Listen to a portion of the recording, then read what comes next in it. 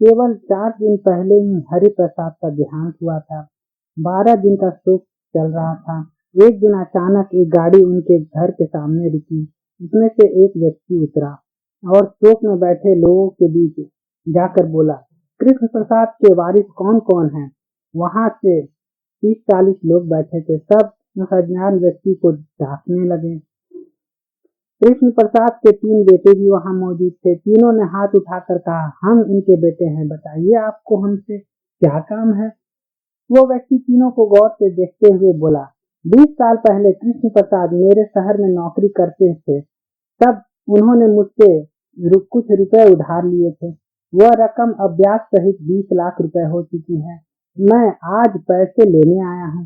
ये सुनते ही वहां खुसर पुसर शुरू हो गई।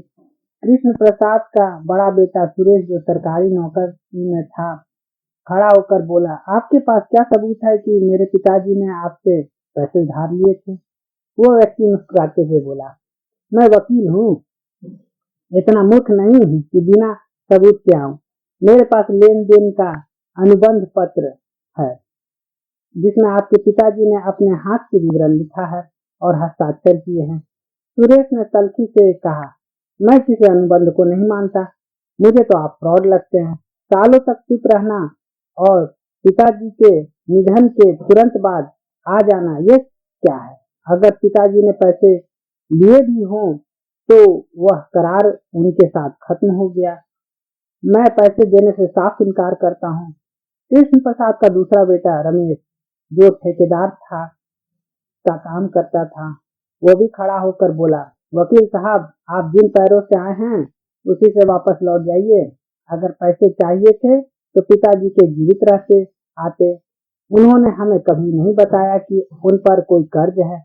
वकील ने शांत स्वर में कहा, पहले इसलिए नहीं आया क्योंकि वसूली का करार आज के दिन का था। रही बात आपको न बताने की, तो मैं यहाँ लड़ने नहीं आया हूँ। अगर आप कर्ज देने से इनकार करते हैं तो मैं कोर्ट जाऊंगा। लेकिन कृष्ण प्रसाद जी के साथ मेरे अच्छे संबंध थे। मैं नहीं चाहता कि उनकी मृत्यु के बाद उनकी इज्जत उछले, इसलिए मैं आपको कुछ रियायत दूंगा।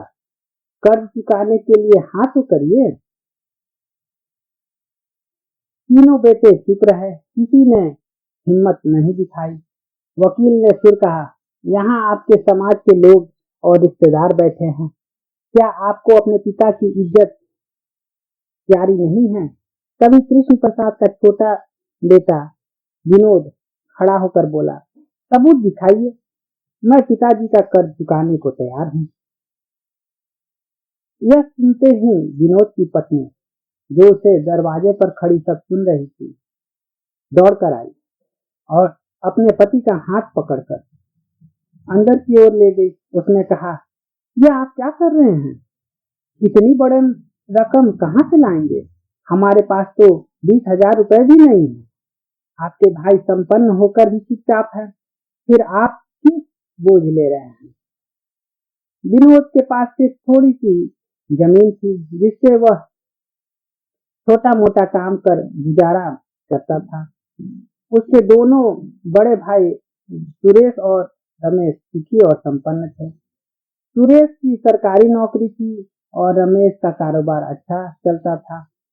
पिताजी ने जीते जी दोनों को सक्षम बनाया था और विनोद की जिम्मेदारी उन्हें सौंपी थी, लेकिन दोनों ने कभी उसका ख्याल नहीं रखा। विनोद ने भी कभी शिकायत नहीं की। वह मेहनत कर जीवन व्यतीत करता था। पिता के तीनों के नाम जमीन कर रखी थी और वही जमीन विनोद का सहारा था। विनोद ने पत्नी से कहा, मैं जमीन बेच दूंगा लेकिन पिताजी का नाम खराब नहीं होने दूंगा। पत्नी की आंखों में आंसू आ गए। उसने कहा, इसी आदत की वजह से हम गरीब हैं। भगवान के लिए वह जमीन मत बेचिए। अगर वह गई तो हम भूखे मर जाएंगे। विनोद ने उसके कंधे पर हाथ रखकर कहा, तुमने हर सुख दुख में मेरा साथ दिया है। आज पिताजी की इज्जत का सवाल है। क्या तुम चाहोगी कि मैं सर झुकाकर चलूं? तुम मुझे सच्चा मर्द कहती हो, फिर आज मुझे क्यों रोक रही हो? यह सुनते ही पत्नी का मन बदल गया। उसने गर्व से कहा, माफ कर दीजिए, आप जाइए, पहले परिवार की इज्जत बचाइए, पेट भरने की बात बाद में। आप मुझे आपके बाजुओं पर भरोसा है, आप हमें भूखा नहीं रहने देंगे। विनोद जोश में वापस बैठक में आया। लोग अभी भी खुसर पुसर कर रहे थे। वकील ने मुस्कुराते हुए कहा, तो अब भी कर्ज चुकाने को तैयार हो या पत्नी ने पेच कस दिया है? विनोद ने जवाब दिया, वह एक मर्द की पत्नी है वकील साहब, मैं कर्ज चुकाने को तैयार हूँ। मेरे पास पैसे नहीं हैं, लेकिन मैं अपनी जमीन दूंगा। वकील ने एक बार फिर सुरेश और रमेश की ओर देखा और बोला, क्या तुम अपने छोटे भाई का साथ नहीं दोगे? दोनों सिर झुकाए चुप रहे। वकील ने कहा, 20 साल पहले मैंने और कृष्ण प्रसाद जी ने कुछ शेयर खरीदे थे। उनकी कीमत तब 20,000 रुपए थी। यह तय हुआ था कि किसी की मृत्यु पर शेयर बेचे जाएंगे और मृतक का हिस्सा जीवित हिस्सेदार उसकी योग्य संतान तक पहुंचाएगा। जीवित हिस्सेदार को यह अधिकार होगा कि वह रकम बांट दे या किसी एक को दे दे। मैं वह जीवित हिस्सेदार हूँ। वकील ने आगे कहा, मैंने कर्ज का नाटक किया। कृष्ण प्रसाद जी पर कोई कर्ज नहीं है। शेयर बेचने और टैक्स काटने के बाद उनके हिस्से में 20 लाख रुपए आए हैं। मैं घोषणा करता हूँ कि यह रकम विनोद को मिलेगी, क्योंकि वही इसका हकदार है। जो बेटे पिता का ऋण चुकाने कर्तव्य न समझते हो, उनका पिता की संपत्ति में हक भी नहीं। इसलिए यह सुनकर सब हैरान रह गए। रमेश और सुरेश का मुंह लटक गया। उनकी पत्नियां, जो पहले विनोद को मूर्ख समझ रही थी, अब अपने पतियों को गुस्से से देख रही थी। वकील के इशारे पर उसके 2 आदमी बड़े बड़े सूटकेस लाए और विनोद को सौंप दिया। लोगों ने तालियां बजाकर विनोद का स्वागत किया। विनोद सूटकेस लेकर कमरे में गया।